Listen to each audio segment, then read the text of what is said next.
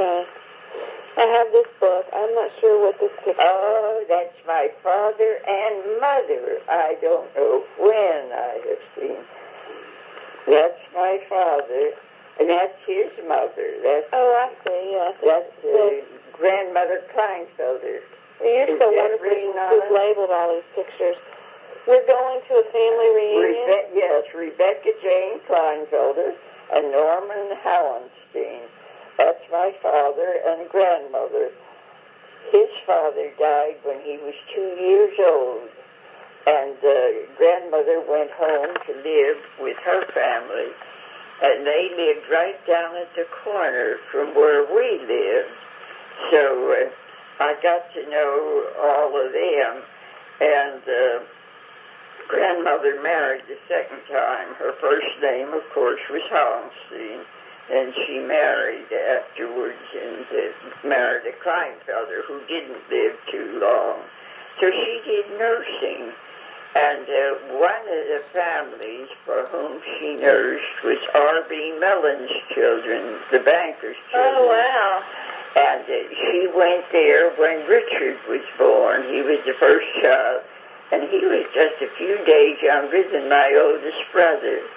And they were good friends. In fact, they used to take Charles with them wherever they go in their vacations after he got old enough. But I haven't seen that picture in, pretty as old as I am. In one of the letters you wrote my children, you talked about living right around the corner from your grandparents. Yes. Great-grandparents? Did you know your great-grandmother, too.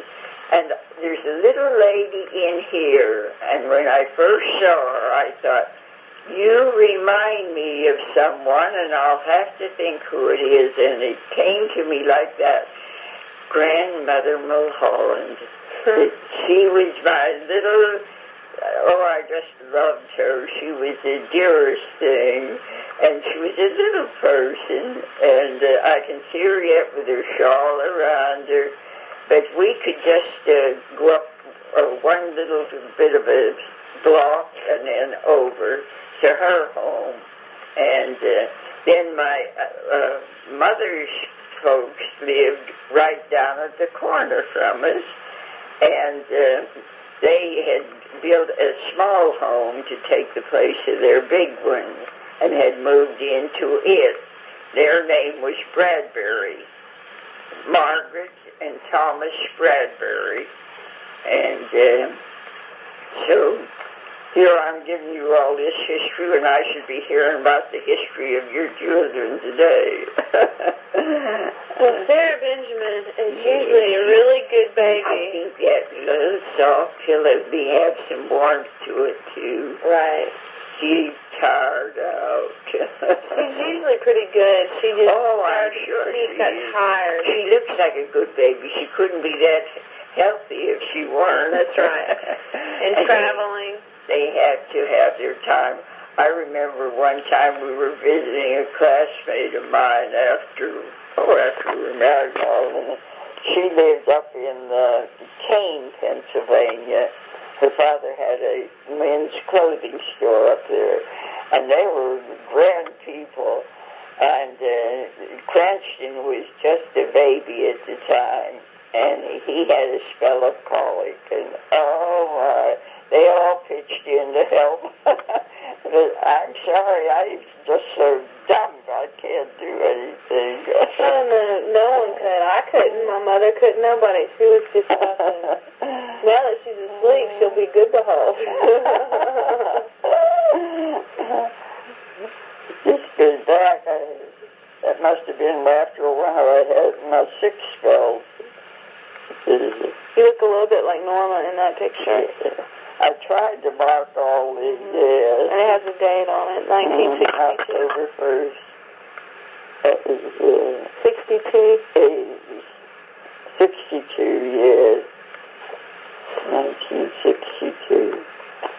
We can put these away if you want. I mean, I brought this whole book thinking... I do thank you ever so much. It's something you would see would be a great... And I am off the recording now. This is my father and mother. This is our stable at the back of the house. Oh, I forgot about not having cars. Yes, this is Mr. and Mrs. Howensey, Norman, William, and Elizabeth Jane.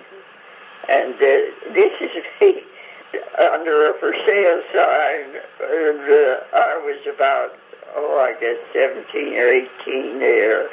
But they teased me more than enough about that for sale. And this is the four of us. This is Charles William. This is Norman Bradbury. He's the one that died at 52. And this is James Franklin. And this was under the birds feeder that my father built. And clockwise as I had him.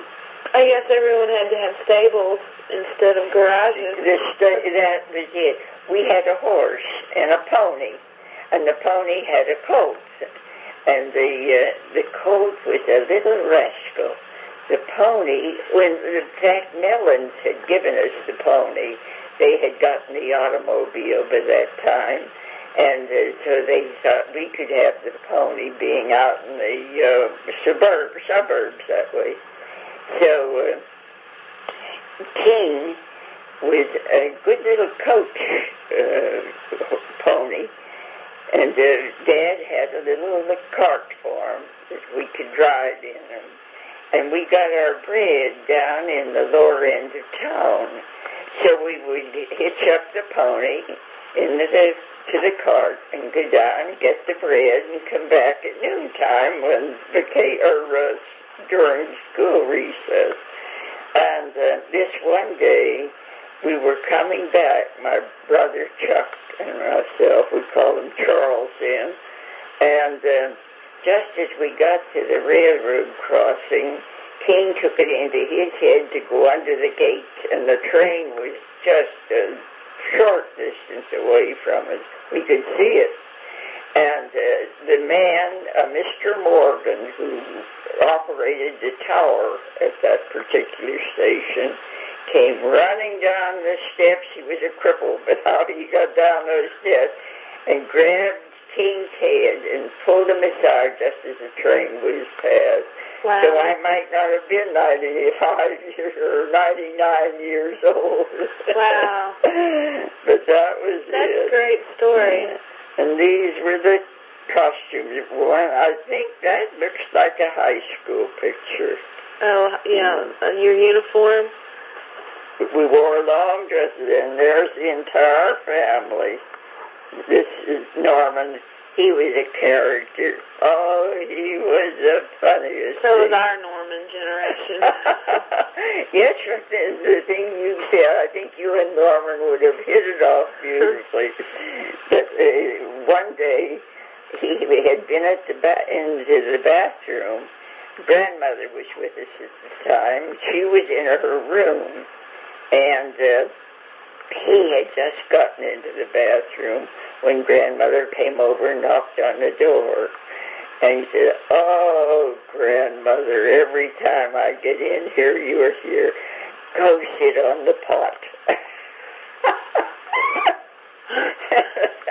It didn't make her very happy. Did your grandmother live with you? My mother and father. My oldest brother, he was in World War I, and he also served in World War II. And he had 5 children. And this is James Franklin, and this is Norman. But another thing he did one time, in this stable, we had a chicken coop out of the side. And this one day, Dad's employer, a Mr. Seavey, who had a feed store, had heard about the pony, and he came up to see it. So he was looking at the pony in the stable, and my father could hear this beep, beep, beep, and he thought, where on earth has that chicken gotten under the boards of the floor? And he was looking around, and all at once he stopped, and he looked right at Norman, and he said, Let me see your hands. There was the chicken in his hands. He was following them all around looking for the chicken. So we had all kinds of memories. Mm-hmm. Did your This is a group of my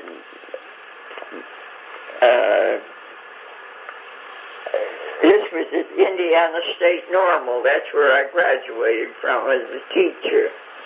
And then I taught 2 years and got my certificate. And then I could teach anywhere. But I got married. Did you, when you were telling the story about Norman and your grandmother, did your grandmother live with you? Your grandmother, well, she would come home at times. Oh. But she was with the Mellons. Oh, I see. So she lived with them most of the time. She lived with them till pretty close to the time of her death. And she owned this one home on Middle Street in Sharpsburg, near my graduation picture. Sharpsburg, yeah. Hello. Look, Katharine and Christopher are back, and Sarah's asleep. Let's go wake her up.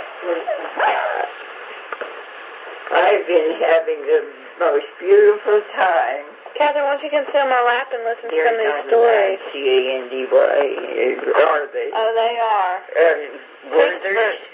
Christopher, would you like a piece of candy? Yeah.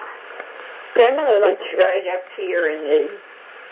Help yourself, everybody. Mimi likes it, too. Be careful, though, with that car candy. She was telling me stories. You know what, Katharine? Grandmother Fix didn't have a car growing up. They rode horses, and she had a pony. Instead of having a garage, they had the horses. That like you. Do you think so? I think she looks a lot like Bennie. She has your nose. I was looking at the two of you there. Did you know you had your mother's nose? Help yourself too, my dear. Be careful with the car candy.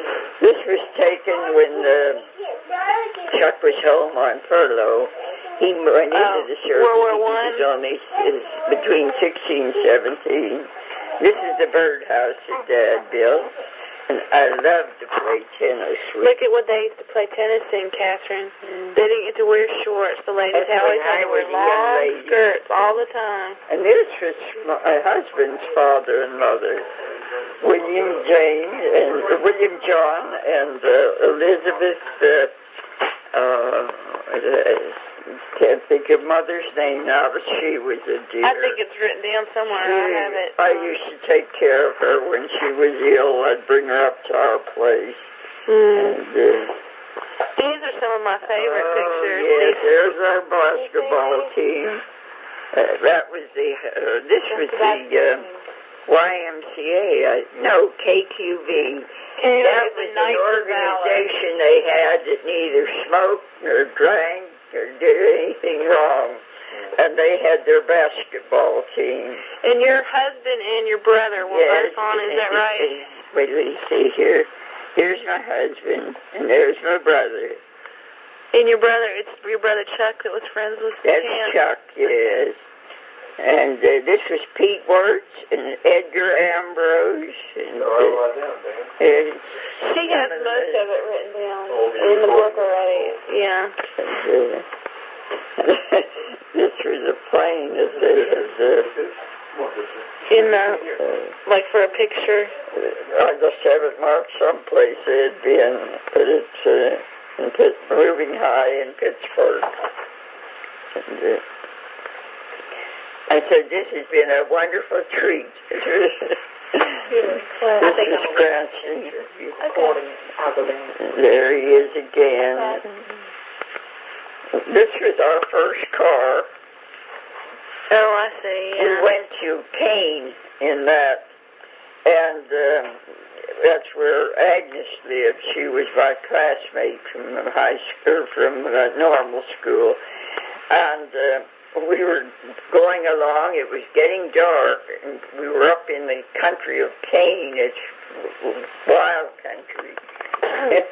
We got bump, bump, bump, and I said, what is that? I wonder. He got out, and we were riding on the rim of the car had gone. Oh, dear. Kane, that's When you say all came, what do kinds you of mean? memories. Is that in the... There he is. They were buddies, those two. And Now, back then... that's my oldest brother, Charles. Right, but your Terrence was not... Yes. I mean... He wasn't in the service at that time.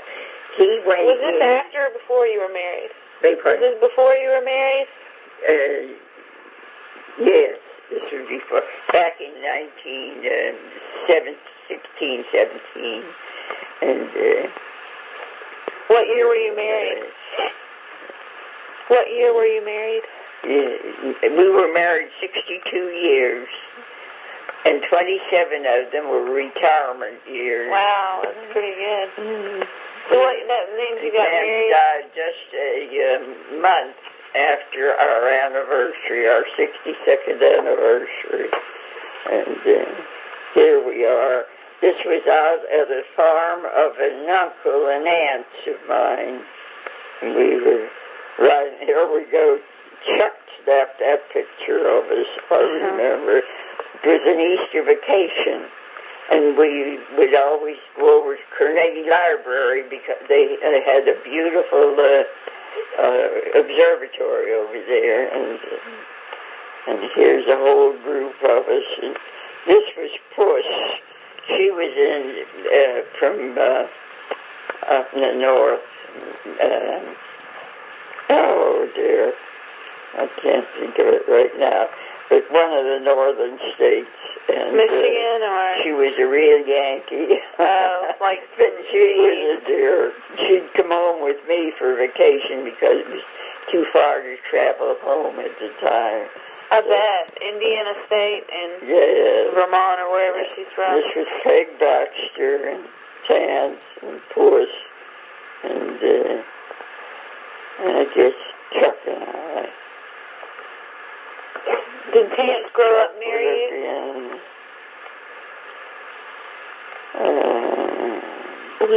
Oh, he was Priscilla's date. He loved her. There, we had babies too. That's right, and they probably yelled just as loud. Cranston. And here he is, 35 pounds at a year of age. Wow. 1924-year-old. My father just loved him. Yeah. He was learning to walk, and this was the first go-kart. Is that your father? Grandpa in Cranston. So that's your father? Yes, that's my father. Oh, how he loved that lad. Here he is.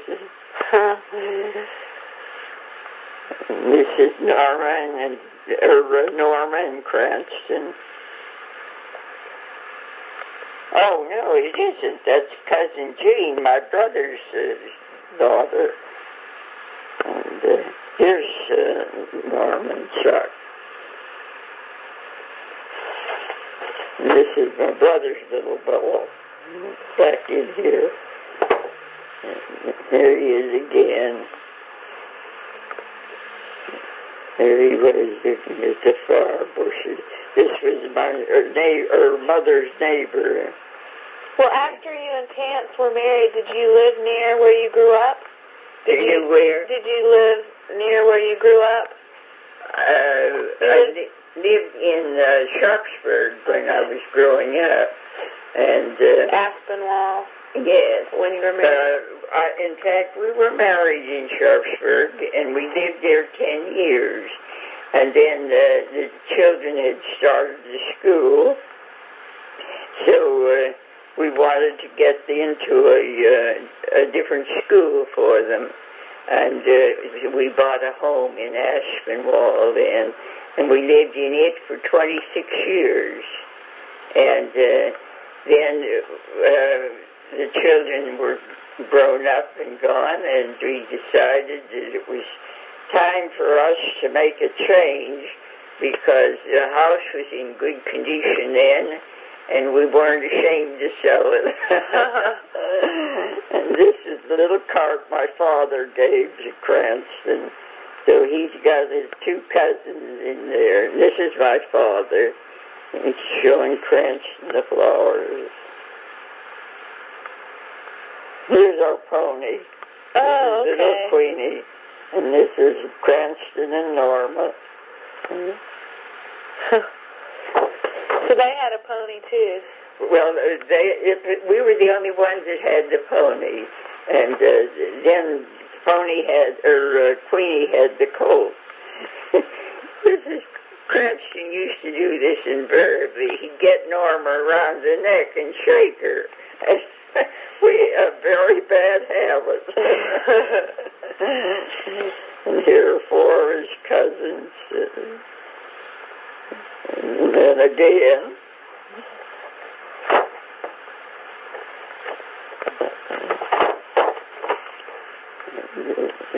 That was a tricycle that my parents had given them for Christmas. And his Houndstead grandparents, this was their home, up on the terrace, Heinz Terrace. And this is pretty well faded. Norma taking pictures. There she is again. And here they are with their two grandparents. Grandma and Grandpa. I should put Houndstead there. And I see I have a pen there. May not do anything, but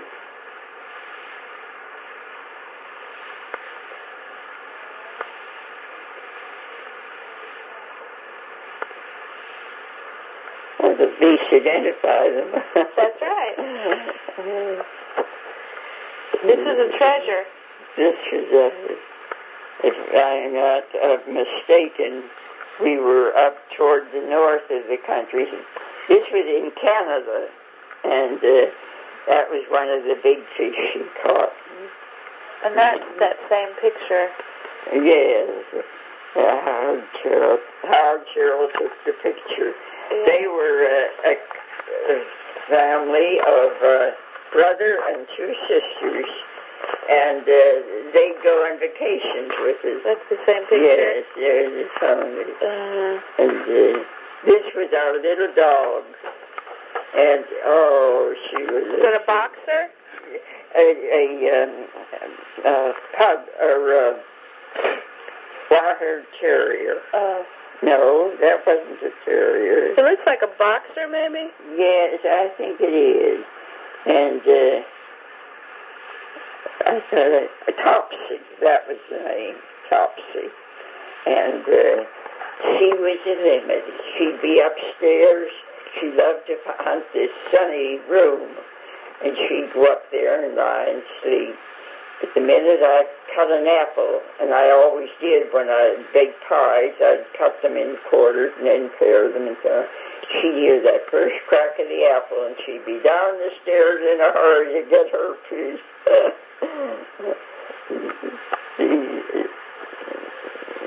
These are... This is Gladys, Peace, Ruth, Gladys, Peace, Norma. Ruth, and... Norma. Okay, that's that picture. The four, I guess I had. Gladys, Peace, Ruth. Where's Christopher? He wants candy. That's it. If you just go get Grandma to fix one more kiss, and then you have a thing. Get Grandma to kid hugging and This kiss? is a big fish your great-grandfather caught one time. He wants to give you a hug. Oh, that was a big hug. You give wonderful hugs. Do you know that? Christopher, listen to me. Grandmother says you can take all those animals. You can take all those animals. The lion and the tiger and the bear. And you say thank you. Thank you. Thank you. That's your smile, I think. All right, there's your cracker. That'd be better for you. I'll put you This was when Cranston was in the Navy. This was Becky. She is a dear. She and I had the finest relationship. After she was ill, I got sick. I can't recall a time Becky and I were ever mad at each other. That's good. I never could.